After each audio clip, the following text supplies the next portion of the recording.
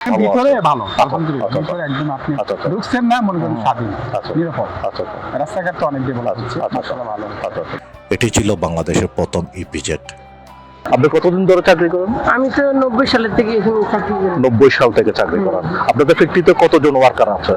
আছে অনেকজন, নিচের থেকে উপর পর্যন্ত কয়েক হাজার আছে। সুপ্রিয় দর্শক, আমি এখন চট্টগ্রামের ইপিজেডের সামনে অবস্থান করছি।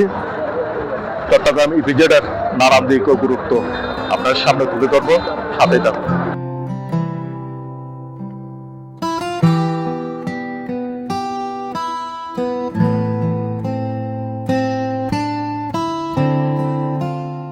সুপ্রিয় দর্শক, এটা হচ্ছে চট্টগ্রাম ইপিজেডের সকালবেলা দৃশ্য, যেখানে হাজার হাজার পোশাক শ্রমিকরা তাদের কর্মস্থানের উদ্দেশ্যে যাচ্ছে।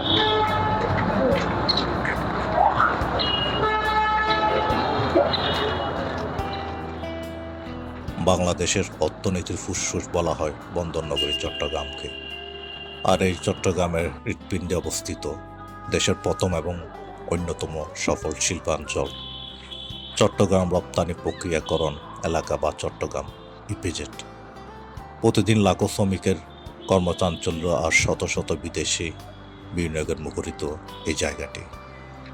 চট্টগ্রাম ইপিজেডের সবচেয়ে বড় শক্তি এর চট্টগ্রাম সমুদ্র বন্দর, শাহ আমানত আন্তর্জাতিক বিমানবন্দর ও মহাসড়কের নিকটবর্তী হওয়ায় পণ্য আমদানি রপ্তানি হয় দ্রুত ও কম খরচে। এই সুবিধাই একে করেছে বিনিয়োগকারীদের কাছে অত্যন্ত আকর্ষণীয়। চট্টগ্রাম ইপিজেড বাংলাদেশের রপ্তানি আয়ের গুরুত্বপূর্ণ অবদান রেখে চলেছে। বছরের পর বছর এটি দেশের অন্যতম সফল শিল্পাঞ্চল হিসেবে পরিচিত। এটি শুধু শিল্প নয়, বাংলাদেশের উন্নয়ন অভিযাত্রার এক উজ্জ্বল উদাহরণ। চট্টগ্রাম ইপিজেডের যাত্রা শুরু হয় 1983 সালে। পতেঙ্গা এলাকা প্রায় 453 একর জমির উপর এটি প্রতিষ্ঠিত হয়। এটি ছিল বাংলাদেশের প্রথম ইপিজেড। তৎকালীন সরকার মূল লক্ষ্য ছিল বিদেশি বিনিয়োগ আকৃষ্ট করা, কর্মসংস্থান তৈরি করা এবং রপ্তানি আয় বাড়ানো।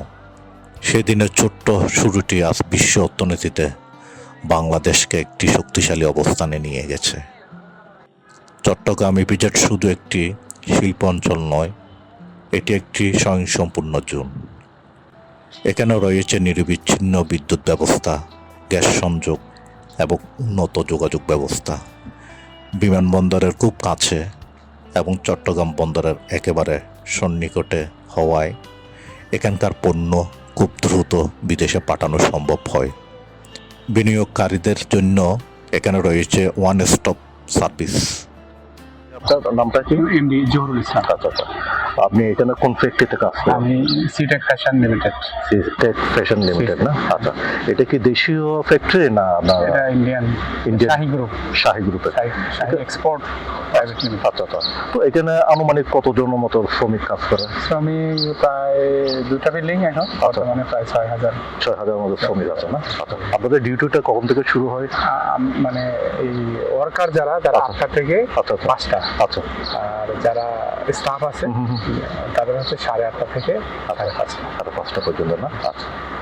তো আপনার এই যে চিটং ইপিজেডটা, আপনার পরিবেশটা আপনাদের কাছে কেমন লাগে? আলহামদুলিল্লাহ ভালোই লাগতেছে। ওভারঅল সবগুলো মিলে ওভারঅল ভালোই লাগছে। আগে আমি উত্তরবঙ্গের ছেলে। আচ্ছা। আমি চট্টগ্রামে প্রথম 1 বছর। আচ্ছা। আলহামদুলিল্লাহ এই পর্যন্ত কোন রকম মানে বাজে একটা পরিবেশে কখনো হয়নি, পড়িনি। হয়তো ফ্যাক্টরি কিছু গ্যালজাম হয়েছে আর কি, মারামারি যেটা হয়েছে, ওরকম আমি কখনো কোনো ইয়াতে পড়িনি। আবার এই যে চলাফেরা করি, আমি ইঞ্জিনিয়ার মানুষ, রাত্রেও চলাফেরা করি। আপনার দৃষ্টিতে এখানকার যে এলাকা থেকে চিটং ইপিজেডটা আর কি কি বিষয় সরকার কর্তৃপক্ষ ডেভেলপ করলে আপনার দৃষ্টিতে ভালো হবে? ডেভেলপ অবশ্যই আগে সেফটি। এই যে আমরা রাতে চলাফেরা করি, অনেকেই শুনছি যে একটু রিস্ক আছে, আচ্ছা, মানে হ্যাঁ, হ্যাঁ। রিপোর্টের মাথায় যেটা বের হলে যে একটা security-র একটা অভাব চিন্তার থাকে, ব্যাপার আছে, হ্যাঁ। চিন্তাই হয়। আচ্ছা, হ্যাঁ, হ্যাঁ। তা এখন তো সবারই কাছে অ্যান্ড্রয়েড ফোন থাকে, Right, right. নাকি কস্টলি, তো এই ভয়টা আচ্ছা। কাজ করে সব সময়। আচ্ছা, আচ্ছা। এই বের হওয়ার পর থেকেই আচ্ছা। এই যে কয়েক গজ জায়গা দেখছেন না, এইটুকু এরিয়াটাই ও আচ্ছা আচ্ছা, মানে মুখের মধ্যে যে মুখের মধ্যেই, মানে জায়গাটা আছে, প্রকাশক হ্যাঁ। গেটটা পার হয়েই আচ্ছা। 5 কদম পার হয়ে গেলে আপনি আচ্ছা। একটা আনসিকিউরিটি পড়ে যান, আচ্ছা, আচ্ছা। যেটা রিস্ক হয়ে যায়। এটা আমি কখনো ফেস করি নাই, কিন্তু শুনে আসছি। তবে আমি একদিন দেখছি যে মানে পুলিশের গাড়ির সামনে, পুলিশের সামনে, হ্যাঁ, আচ্ছা। পুলিশ ঢুকতেছে, তো একটা চিন্তাই মানে মেবি পুলিশ দেখে দৌড় দিচ্ছে, আচ্ছা আচ্ছা আচ্ছা, পরে পুলিশ গাড়ি থেকে নেমে ওনাকে মানে ধাওয়া করছে। খাওয়া করছে। তো অবশ্যই সামথিং ইজ রং। আচ্ছা আচ্ছা তো আমি ওইটা তখন স্মরণ করছি যে মানুষ বলছে যে গেট থেকে বের হওয়ার পরে দেখে আচ্ছা, আচ্ছা, আচ্ছা। তো ওইটা আমি একদিন আচ্ছা। দেখছি চোখে আর কি।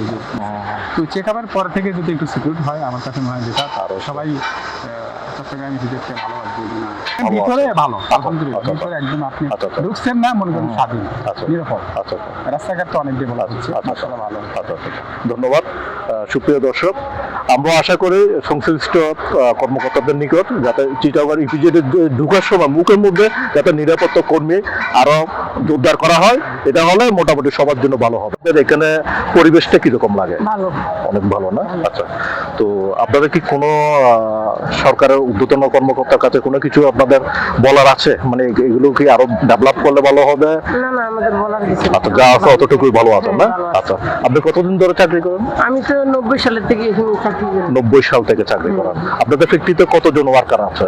আছে অনেকজন, নিচের থেকে উপর পর্যন্ত আছে। কয়েক হাজার আছে না? আচ্ছা। আপনি কি জানেন বিশ্বের নামি দামি ব্র্যান্ড যেমন নাইকি, এডিডাস, H&M বা ডিক্যাথলন এর মতো ব্র্যান্ডের অনেক পণ্য তৈরি হয় এখানে দক্ষিণ কোরিয়া, চীন, জাপান, মার্কিন যুক্তরাষ্ট্র সহ বহু দেশের বিনিয়োগ রয়েছে। পোশাক শিল্প ছাড়াও এখানে ইলেকট্রনিক্স, জুতো, চশমা এবং লেদার পণ্য তৈরি হয়, যা সরাসরি চলে যায় নিউ ইয়র্ক বা লন্ডনের বড় বড় শপিং মলে। চট্টগ্রাম ইপিজেডের সবচেয়ে বড় সাফল্য হলো কর্মস্থান।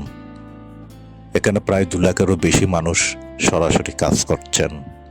সবচেয়ে আসার কথা হলো এখানকার মোট শ্রমিকের বড় একটি অংশ নারী। এর ফলে এই অঞ্চলে সাধারণ মানুষের জীবনযাত্রার মান উন্নত হয়েছে এবং নারী ক্ষমতায়নের এটি এক বিশাল ভূমিকা রাখছে। সময়ের সাথে সাথে কিছু চ্যালেঞ্জও তৈরি হয়েছে। যানজট বা অতিরিক্ত চাপের কারণে অবকাঠামোর আরও আধুনিক করার কাজ চলছে। তবুও ফেব্রিক্স এর তালিকায় চট্টগ্রাম ইপিজেড এশিয়ার অন্যতম সেরা কস্ট ইনফেক্টিভ জোন হিসাবে স্বীকৃতি পেয়েছে। এটি আজও বাংলাদেশের মোট রপ্তানি আয়ের একটি বড় অংশ যোগান দিয়ে যাচ্ছে।